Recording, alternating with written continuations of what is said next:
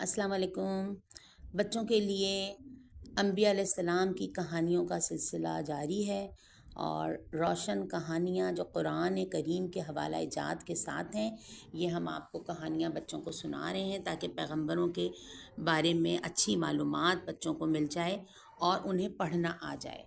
असल मकसद है बच्चों तक हमारी दीन की बातें पहुँचें, अंबिया अलैहिस्सलाम की कहानियाँ, किस्से, उनकी सच्ची बातें बच्चों तक पहुँचे और उनको उर्दू भी पढ़ना आ जाए।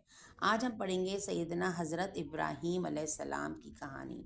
आज हम कौन सी कहानी पढ़ रहे हैं? हज़रत इब्राहीम अलैहिस्सलाम की कहानी। और मेरे साथ साथ फिंगर रख के बच्चे पढ़ेंगे तो उनको उर्दू पढ़ना आ जाएगी और वो बहुत अच्छे से अपने दीन की मालूमात हासिल कर सकते हैं। सैयदना हज़रत इब्राहीम अलैहिस्सलाम की कहानी अभी हम पढ़ते हैं। तमाम बच्चे मेरे साथ फिंगर रख के, पेंसिल रख के कहानी को शुरू करें ताकि आपको उर्दू और अल्फाज की पहचान हो और अल्फाज पढ़ना आए। देखिए, ये लिखा हुआ सैयदना हज़रत इब्राहीम अलैहिस्सलाम। चलिए मैं शुरू करती हूँ। तमाम बच्चे मेरे साथ बैठ जाइए और फिंगर साथ रखिए ताकि अल्फाज की पहचान हो जाए। सैयदना हज़रत इब्राहीम अलैहिस्सलाम के बारे में कुरान करीम में बहुत तफसील से इरशाद ये लिखा हुआ, इरशाद फरमाया गया है कि आप अलैहिस्सलाम ने अपनी कौम को बुत परस्ती समेत हर किस्म की ऐसी बातों से रोक दिया जो अल्लाह तबारक व तआला के अहकाम के ख़िलाफ़ हो।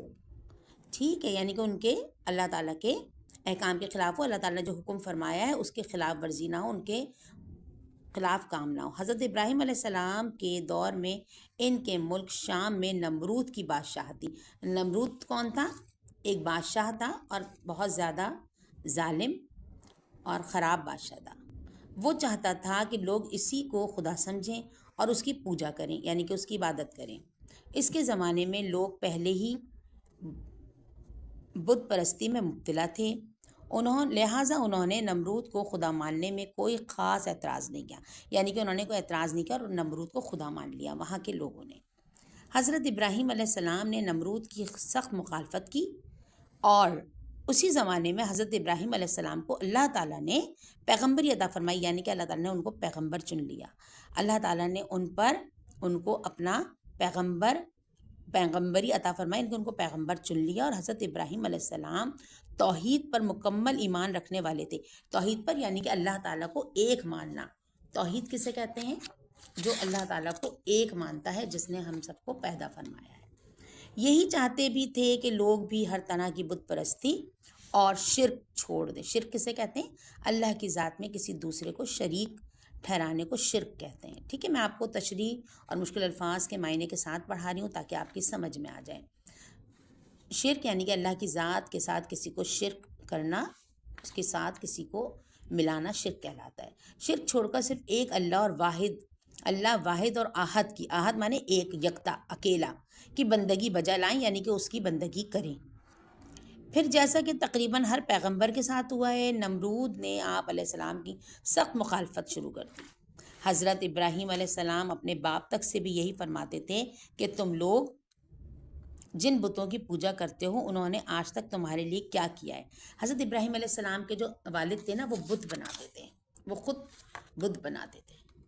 अच्छा, हज़रत इब्राहीम अलैहिस्सलाम का बाप भी लाजवाब होकर चीखने चिल्लाने लगा कि मेरे बुतों के ख़िलाफ़ बातें बंद करो। फिर एक मौके पर अलैहिस्सलाम ने मंदिर में तशरीफ़ ले जाकर, किसने? हज़रत इब्राहीम अलैहिस्सलाम ने। मंदिर में तो बहुत सारे बुत रखे होते हैं, में तशरीफ़ ले जाकर वहाँ सारे बुतों को तोड़ पोड़ कर रख दिया। मुशरिकों ने आकर देखा तो यही कहा कि सिर्फ इब्राहीम अलैहिस्सलाम का काम हो सकता है ये। हज़रत इब्राहीम अलैहिस्सलाम मुशरिकों ने आकर देखा तो यही कहा कि ये सिर्फ इब्राहीम अलैहिस्सलाम ही का काम हो सकता है। अच्छा, हज़रत इब्राहीम अलैहिस्सलाम को तलब किया गया, यानी कि बुलाया गया। मैं मुश्किल अल्फाज के मायने बच्चों को साथ इसीलिए बता रही हूँ ताकि आपको समझ में आए। बुलाया गया, फरमाया क्या ये जहालत की इंतहा नहीं कि जिस हकीकी खालिक व मालिक ने, देखिए ये लिखा हुआ खालिक व मालिक, पढ़ना आना चाहिए बच्चों को मुश्किल अल्फाज, मेरे साथ पढ़िए। खालिक व मालिक ने तुम सबको पैदा फरमाया है, यानी कि पैदा किया है। तुम लोग उसी अल्लाह ही को छोड़कर ऐसे बुतों की पूजा कर रहे हो जो खुद अपनी हिफाजत नहीं कर सकते। آپ علیہ السلام کے ان ارشادات کا ان مشرکوں کے پاس بھلا کیا جواب تھا؟ کوئی جواب ہی نہ تھا، کیونکہ وہ تو بات صحیح کہہ رہے تھے۔ اس لیے نمرود نے فیصلہ کیا کہ آپ علیہ السلام کو آگ میں پھینک دیا جائے آپ کے لیے، اور پھر جیسے ہی آپ کو خوفناک بھڑکتی ہوئی آگ میں ڈالا گیا۔ آپ کو پتہ ہے کتنے زیادہ اس نے آگ جلائی تھی، نمرود نے اتنی دہکتی ہوئی آگ تیار کی تھی حضرت ابراہیم علیہ السلام کے لیے کہ ان کو اس میں ڈالا جائے۔ اللہ تبارک و تعالیٰ نے فوراً ہی آگ کو حکم دیا کہ جب نمرود نے حضرت ابراہیم علیہ السلام کو آگ میں ڈال دیا تو اللہ تعالیٰ کا حکم آیا، اللہ تعالیٰ نے فوراً ہی آگ کو حکم دیا کہ وہ ٹھنڈی ہو جائے، حضرت ابراہیم علیہ السلام کو کوئی نقصان نہ پہنچائے۔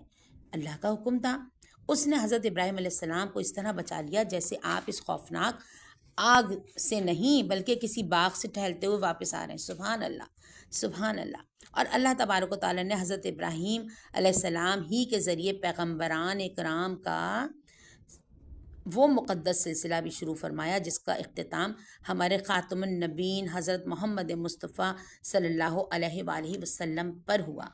بچوں، آپ کو یہ کہانی سمجھ آئی؟ آپ مجھے سوالوں کے جواب ضرور دیجیے گا۔ دیکھیے میں آپ سے سوال کرتی ہوں، کمنٹ کر کے مجھے سوال کے جواب دیں گے تو آپ سمجھ آئے گا کہ آپ کو کہانی سمجھ میں آئی۔ چلیے، آپ سب کے لیے پہلا سوال یہ ہے، سیدنا حضرت ابراہیم علیہ السلام نے اپنی قوم کو کن کن باتوں سے روکا؟ مجھے اس کا جواب ضرور دیجیے گا۔ ملک شام میں کس کی بادشاہت تھی؟ نمبر 3، سیدنا حضرت ابراہیم علیہ السلام لوگوں سے کیا چاہتے تھے؟ نمبر 4، آپ علیہ السلام نے مندر میں تشریف لے جا کر کیا کیا؟ وہاں کے بتوں کے ساتھ کیا کیا؟ نمبر 5، اللہ تبارک و تعالیٰ نے آگ کو کیا حکم دیا؟ تمام بچے، تمام طلبہ، تمام لوگ مجھے اس بات کا ضرور جواب دیں گے۔ آج ہم نے کون سی کہانی پڑھی؟ سیدنا حضرت ابراہیم علیہ السلام۔